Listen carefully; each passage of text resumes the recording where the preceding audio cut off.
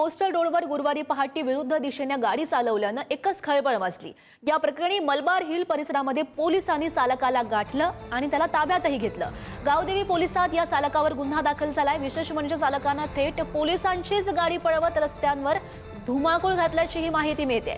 वाटेमध्ये येणाऱ्या वाहनांना दुभाजकाला आणि बॅरिकेड्सला धडकही त्यानं दिली आहे। पोलिसांच्या दुसऱ्या गाडीला धडक देत हा तरुण सुसाट पळत होता।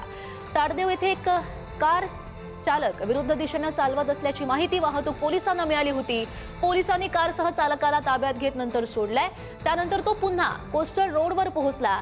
त्या दरम्यान त्याची नजर पोलिसांच्या गाडीवर पडली।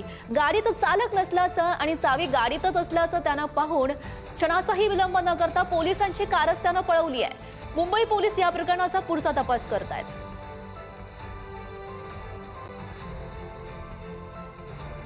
आणि याविषयी अधिकची माहिती जाणून घेऊयात। आमचे प्रतिनिधी नंदकिशोर गावडे आपल्या सोबत आहेत। नंदकिशोर, नेमका काय हा प्रकार आहे, कारण चक्क पोलिसांची गाडी पळवत रस्त्यावर हा धुमाकूळ घालण्यात आलाय?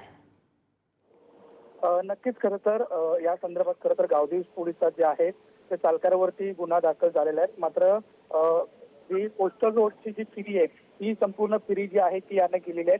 पोलिसांचीच गाडी घेऊन खरं तर कोस्टल रोडच्या विरोधी दिशेने ही सुद्धा गाडी होती आणि ती गाडी घेऊन महालक्ष्मीचा संपूर्ण राऊंड जो आहे तो यानं मारलेला आहे। वाटेत येणाऱ्या वाहनांना काही ठिकाणी धडक मारलेली होती। दुभाजकाला जे आहे ते घासलेलं होतं। बॅरिकेड्स आणि पोलिसांच्या दुसऱ्या एका गाडीला जी आहे ती धडक देत हा तरुण सुसाट जवळपास दक्षिण मुंबईतील कोस्टल रोड जो आहे तो परिसर अतिशय जो वाहतुकीसाठी जे आहे तर सेन्सिटिव्ह मानला जातो।